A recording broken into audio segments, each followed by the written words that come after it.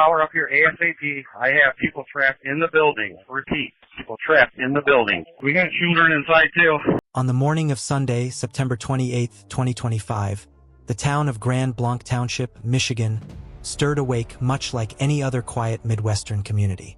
Nestled just 50 miles north of Detroit, Grand Blanc had the kind of atmosphere many families cherished: tree-lined streets, modest homes, and a community bound by tradition, routine, and the comfort of Sunday worship.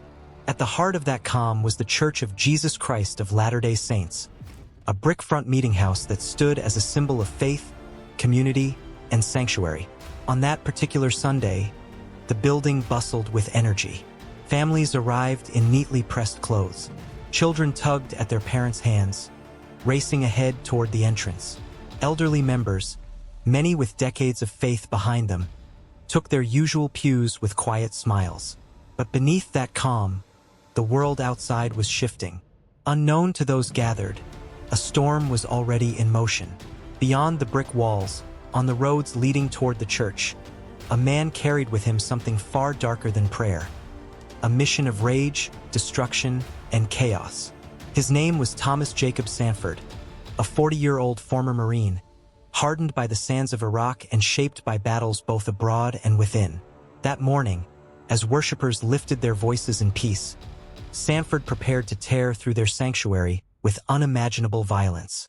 What began as a day of faith and community would end in blood, fire, and horror.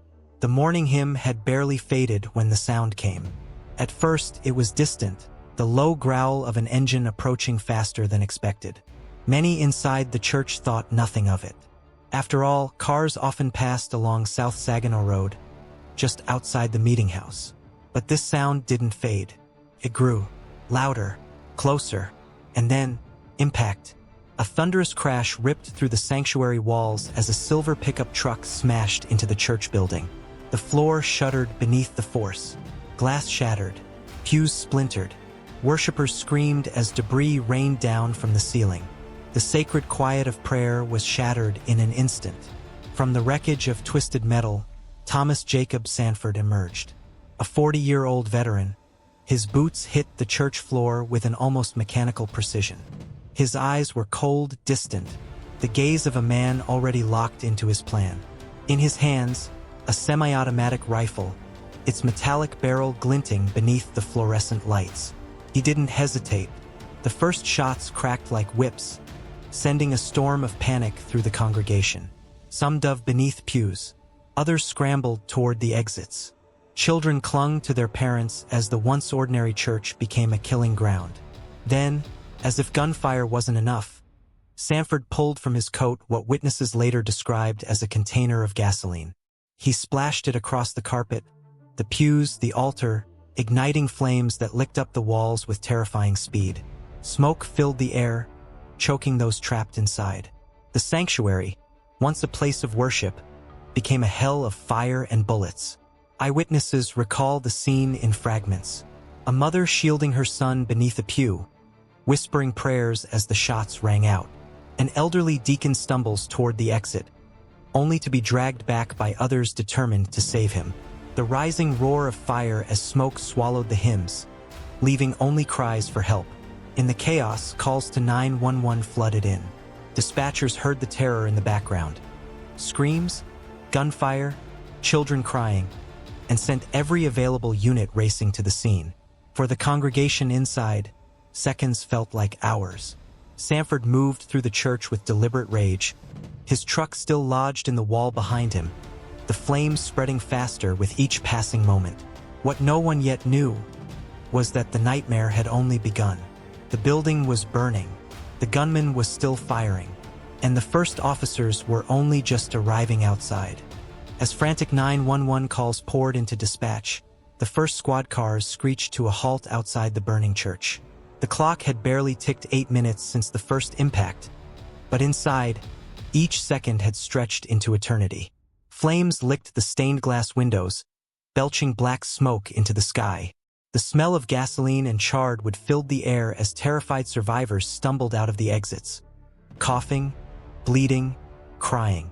One witness, her clothes scorched and her face streaked with ash, clutched her daughter's hand as she screamed at the officers. "He's still inside. He's still shooting." The police advanced. Through the haze, Sanford's figure loomed in the doorway, his rifle raised. Without hesitation, he opened fire on the approaching officers. Bullets ricocheted off squad cars, shattering glass and forcing officers to duck for cover. The suburban street, lined with quiet houses, now echoed with the relentless crack of semi-automatic gunfire. SWAT units were still en route, but the officers on scene had no time to wait. They moved in, trading fire with Sanford as flames roared behind him. Neighbors, drawn by the chaos, watched from a distance as the battle raged. One described the scene as like a war zone dropped into our backyard.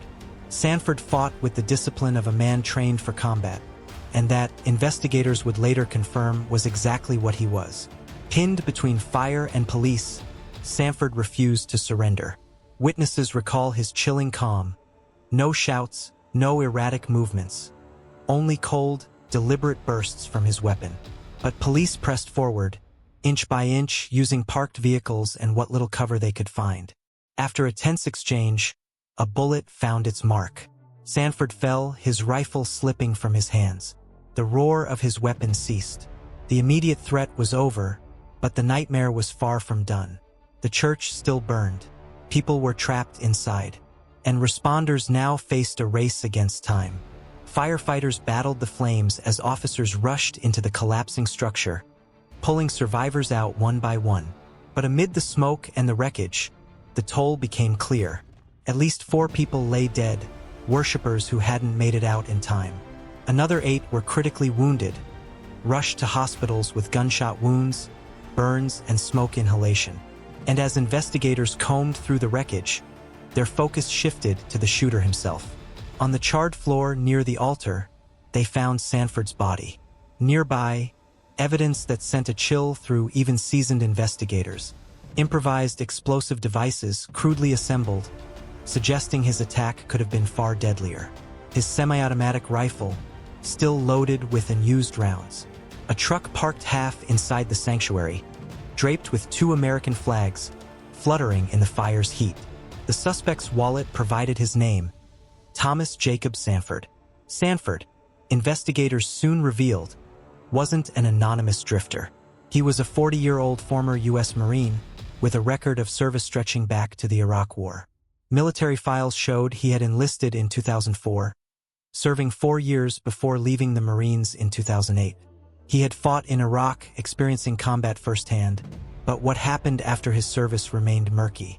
Detectives began piecing together his life in the years since. A man who drifted through jobs. Neighbors who described him as distant, polite, but always carrying some kind of weight. A history of personal struggles that, at least for now, law enforcement has kept sealed from public view. Why Sanford chose this church on this day remained the looming question. The smoke had barely cleared when investigators and the public were confronted with a chilling question. Why? Why would a man like Thomas Jacob Sanford, a Marine veteran, a father in some reports, a man who had once served his country, turn his fury against a house of worship? Why this church? Why these people? The image of Sanford's pickup truck lodged in the sanctuary wall haunted investigators. 2 American flags were mounted in its bed, whipping violently in the flames until firefighters tore them down.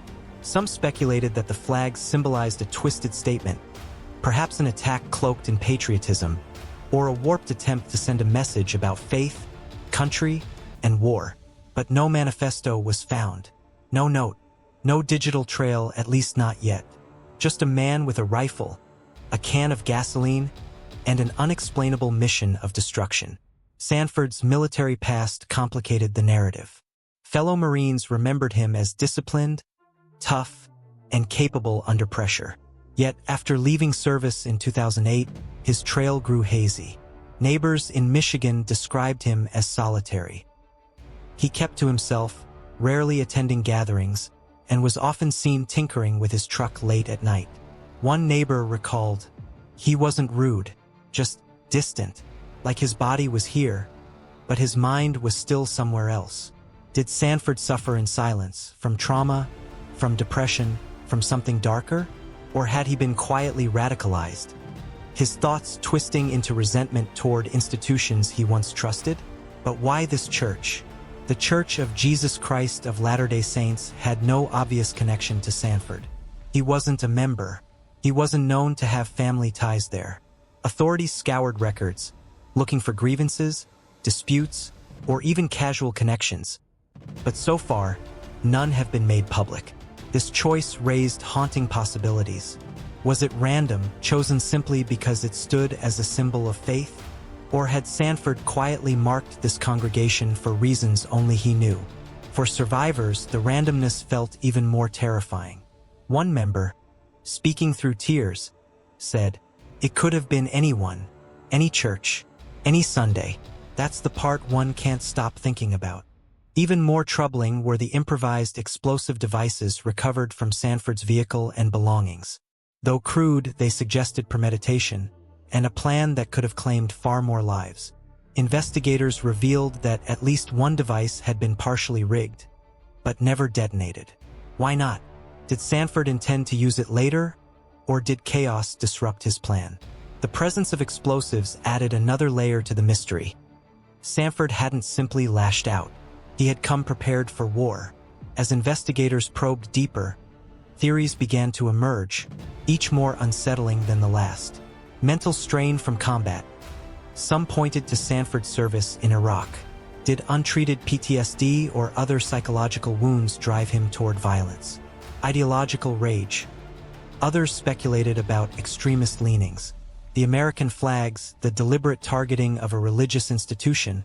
Was it an act of warped symbolism? Personal collapse. A few suggested Sanford's life after service had unraveled, and the attack was less about ideology and more about despair, isolation, and rage. Yet none of these theories explained everything, and the most haunting possibility remained. Maybe the full truth died with Sanford inside that burning church. In the end, the mystery was not just about a man's motive. It was about how a community could ever feel safe again, knowing sanctuary itself had been desecrated, and that the reason might never be fully understood. That suspect is a 40-year-old male from the city of Burton, who we identified as Thomas Jacob Sanford. By nightfall, the church that once stood as a beacon of faith was reduced to smoldering ruins. Charred beams jutted into the sky like broken ribs. Ash coated the ground where children had once played outside after Sunday services. The acrid smell of smoke lingered for miles. Inside hospitals across Michigan, survivors clung to life. 8 wounded men, women, even children were being treated for burns, gunshot wounds, and smoke inhalation. Families gathered in waiting rooms, whispering prayers that their loved ones would make it through the night. For 4 families, however, there would be no miracle. For worshippers, faithful members of their community, never came home. Their names would soon be read at vigils, their photos framed in candlelight, their voices remembered only in hymns sung by those left behind. In Grand Blanc Township, shock turned to mourning.